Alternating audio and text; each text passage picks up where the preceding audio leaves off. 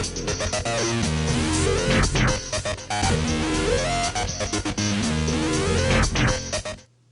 file menu is really all about file handling. You'll see this kind of menu in a lot of different apps, and I'm sure you're used to the options that you see in here.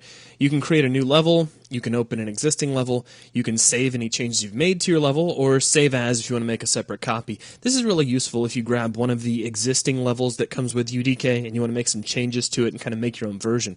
Now underneath this you'll see Save All and Force Save All. These two options have to do with level streaming. So if you have several different levels that you've streamed together and you've made changes in multiple levels, you can save all of the changes across all of the different levels.